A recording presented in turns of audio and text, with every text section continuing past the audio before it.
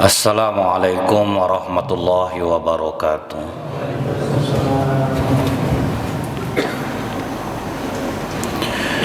Innal hamdalillah nahmaduhu wa nasta'inu wa nastaghfiruh wa na'udzu billahi min syururi anfusina wa min sayyiati a'malina may yahdihillahu fala mudhillalah wa may yudlil fala hadiyalah. Asyhadu an la ilaha illallah wahdahu la syarikalah wa asyhadu anna Muhammadan abduhu wa rasuluh. Allahumma shalli wa sallim wa barik ala hadzal nabiyil karim wa ala alihi wa sahbihi ajma'in, amma ba'd. Ayyuhal hadirun ittaqullaha haqqa tuqatih wa la tamutunna illa wa antum muslimun. Qala Allah ta'ala bil Qur'anil Karim, na'udzu billahi as-sami'il 'alim minasyaitonir rajim. Walan tarda ankal yahudu walan nasara hatta tabi' millatahum. Orang-orang Yahudi dan Nasrani tidak akan ridho kepadamu hingga kamu mengikuti millah mereka atau jalan mereka. Quran surah Al-Baqarah ayat 120. Hadirin sidang Jumat yang dirahmati oleh Allah, bersyukur kita kepada Allah dengan mengucapkan alhamdulillahirabbil alamin.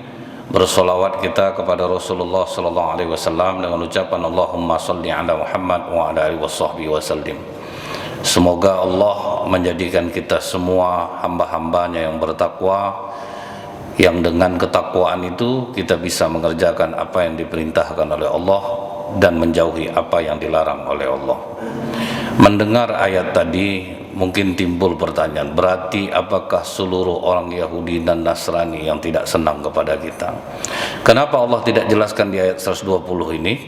Karena Allah sudah menjelaskannya dalam surah Al-Baqarah ayat 109. Jadi kalau kita lihat di Al-Baqarah 109 itu, siapa orang Yahudi dan Nasrani yang tidak akan pernah senang kepada kita itu? Banyak dari kalangan ahli kitab yang menginginkan agar mereka dapat mengembalikan kamu kepada kekafiran setelah kamu beriman. Itu Al-Baqarah ayat 109. Jadi banyak dari ahli kitab, pemuka-pemuka agama mereka. Jadi kalau kita lihat di zaman Rasulullah SAW, bahkan ahluz zimmah itu orang-orang non-muslim yang berjanji perdamaian dengan umat Islam itu malah dijaga, tetap bermuamalah seperti biasa kepada mereka sampai kepada para sahabat Rasulullah SAW.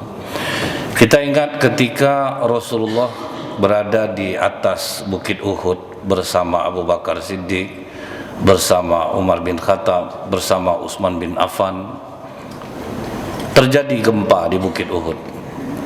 Kemudian kata Rasulullah, wahai Uhud, diamlah engkau, karena di atasmu ada seorang nabi, ada seorang yang benar yaitu Abu Bakar, dan 2 orang syahid. Belum meninggal Umar dan Utsman, Rasulullah sudah mengatakan 2 orang syahid. Pada masa kekhalifahan Umar bin Khattab sangat adil baik kepada muslim ataupun non-muslim. Selama mereka tetap ikut perjanjian, maka berlakulah hukum. Siapa yang salah, itu yang akan kena. Dan tidak sedikit juga Umar memenangkan orang Yahudi dalam masalah perkara daripada orang Islam. Kecuali pada satu hal, hampir saja Umar bin Khattab menghukum Auf bin Malik radhiyallahu anhu. Ada orang Yahudi yang kepalanya bocor, luka-luka, badannya habis kena cambuk. Kemudian dia mengadu kepada Khalifah Umar bin Khattab. Lihatlah ini, apa yang dilakukan orang muslim kepadaku.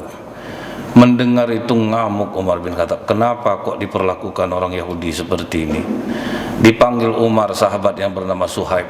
Suhaib, kau cari pelakunya, bawa kemari. Dicari oleh Suhaib. Alangkah terkejutnya Suhaib, ternyata yang melakukannya adalah Auf bin Malik radhiyallahu anhu, sahabat Rasulullah juga. Mengapa kau lakukan ini Auf? Diceritakanlah oleh Auf bin Malik. Kalau begitu supaya khalifah nanti tidak buru-buru mengambil hukuman, kau pergilah hubungi Mu'adz bin Jabal. Dia nanti bisa menengahi. Nanti kalau tidak dia yang ngomong, bisa-bisa Khalifah Umar akan marah kepadamu. Maka Auf bin Malik pergi ke rumah Mu'adz bin Jabal. Diceritakan oleh Auf bin Malik duduk perkaranya. Setelah itu habis sholat asar, baru aja sholat asar selesai, langsung Khalifah Umar bin Khattab mengatakan, mana Suhaib? Suhaib pun datang, aku khalifah. Sudahkah kau menemukan siapa pelakunya? Langsung Mu'adz bin Jabal berdiri, pelakunya Auf bin Malik khalifah.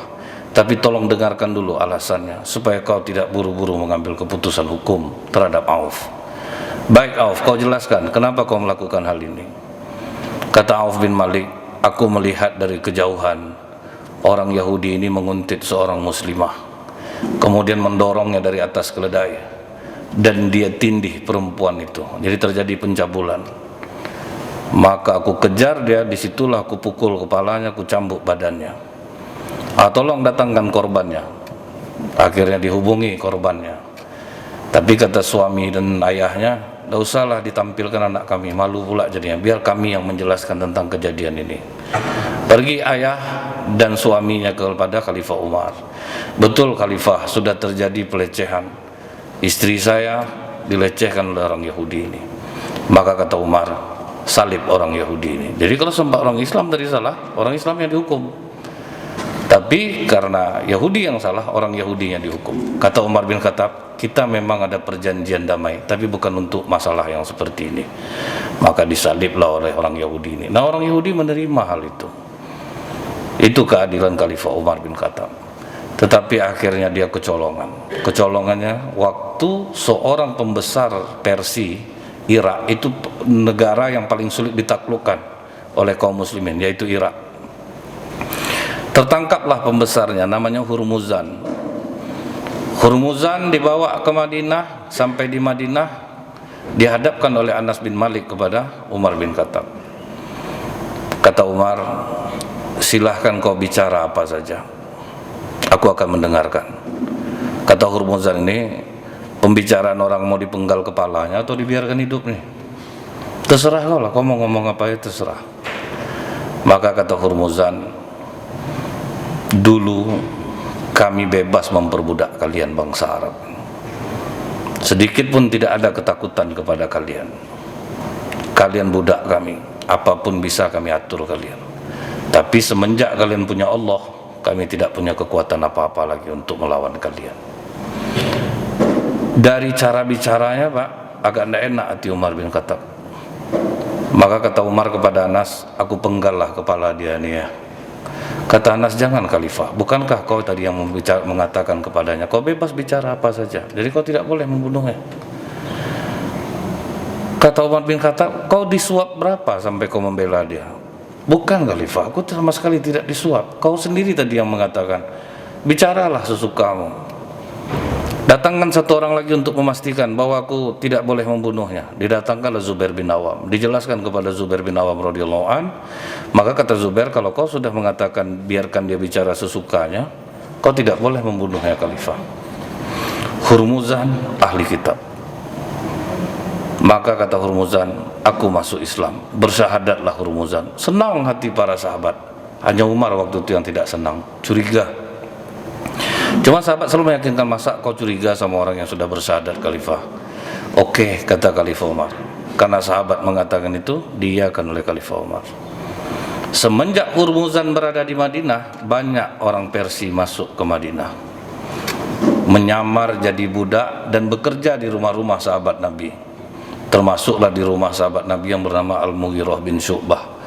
Nyamar jadi budak di sana. Tapi dia pandai membuat pedang, membuat tombak. Sayang orang Islam sama dia. Oh, pandai kau membuat pedang. Mereka tidak tahu bahwa ini adalah tentara-tentara khusus yang menyamar ke Madinah selama Hurmuzan ada di Madinah. Akhirnya pertemuan antara Hurmuzan dengan Abu Lu'lu'ah ini diketahui oleh anak Abu Bakar Siddiq radhiyallahu an. Maka anak Abu Bakar Siddiq yang bernama Abdurrahman bin Abu Bakar mengintai pada malam hari. Nah, Abdurrahman diancam oleh Hurmuzan dengan pisau yang bermata dua. Kau kucurigai, kita sesama muslim. Karena itu katanya, akhirnya Abdurrahman diam. Beberapa hari setelah kejadian itu, rupanya pas Khalifah Umar bin Khattab menjadi imam sholat subuh, Abu Lu'lu'ah sudah sembunyi dari malam di depan. Baru takbiratul ihram, dia memang udah siap mati nih. Ditikamnya Khalifah Umar, kemudian dia sembarangan menyabat jamaah. Jadi total yang meninggal 7 orang pagi itu. Apa kata Umar bin Khattab ketika luka-luka sampai di rumah? Dulu dah aku katakan, tapi kalian bersikeras memasukkan orang-orang Persia ke Madinah. Ini akibat ulah kalian. Tapi aku merasa bahagia karena yang membunuhku bukan seorang muslim. Maksudnya Abu Lu'lu'ah. Ubaidillah diceritakan oleh Abdurrahman kepada Ubaidillah, aku beberapa hari sebelum kejadian ini, aku pernah memergoki Hurmuzan sama Abu Lu'lu'ah, dan dia mengancamku dengan 2 mata pisau yang digunakan oleh Abu Lu'lu'ah membunuh Umar. Ubaidillah nak mau tahu lagi Pak, sampai dia ke rumah Hurmuzan langsung dibunuhnya. Orang Islam pula ngamuk waktu itu, kau telah membunuh seorang muslim. Itu lagi Pak. Jadi mereka itu bisa menyusup kemana saja, sehingga umat Islam waktu itu membela, kau harus dikisos Ubaidillah. Sahabat Rasulullah loh Pak, Ubaidillah mau dikisos. Khalifah Utsman pun pengganti Umar setuju, kau harus dikisos. Dipanggillah anak dari Hurmuzan ini, namanya Qazaman. Begitu Qazaman datang, kau ingin menuntut kisos kepada Ubaidillah karena dia telah membunuh ayahmu? Kata Qazaman, tidak Khalifah, karena aku tahu betul memang ayahku merencanakan pembunuhan Umar ini bersama Abu Lu'lu'ah. Jadi golongan ahli kitab ini yang dibahayakan Pak. Sampailah pada masa Utsman bin Affan, ada lagi orang ahli kitab yang pura-pura masuk Islam, namanya Abdullah bin Sabah. Rajin sholat jamaah, pokoknya semua tindakannya Islami lah, tapi dia diam-diam mencoba menggoreng masyarakat untuk benci kepada Utsman. Di Madinah gagal dia membuat orang benci kepada Utsman karena orang tahu keutamaan Utsman. Pergi dia ke Mekah percuma karena orang tahu keutamaan Utsman. Dia pergi ke Mesir, dia pergi ke Irak, disitulah dia dapat masa. Datanglah pendemo yang lebih kurang 600 orang mendemo Utsman bin Affan. Sampailah akhirnya terjadi pengepungan. Waktu itu para sahabat sudah mengatakan, kami usir semuanya Khalifah. Kata Khalifah Utsman, jangan gara-gara satu orang Utsman bertumpah darah umat Islam. Karena memang dulu Rasulullah sudah memprediksinya bahwa Utsman akan mati syahid, Umar akan mati syahid. Jadi orang-orang yang seperti inilah yang harus kita waspadai. Jadi orang Yahudi dan Nasrani yang tidak Islam itu bukan pukul rata, orang-orang yang memang sengaja ingin merongrong umat Islam. Dulu di Indonesia ini yang berhasil adalah Sonok Hokronye, orang Belanda sekolah ke Madinah, nyamar jadi orang Islam dan nilainya sangat tinggi. Pulang dia ke Indonesia, masuk dia ke Aceh, dibuatnya lah masjid harus kita bangun dekat kuburan supaya umat Islam ini banyak mengingat mati. Kan bentuknya betul tuh. Akhirnya melemahlah umat Islam waktu itu.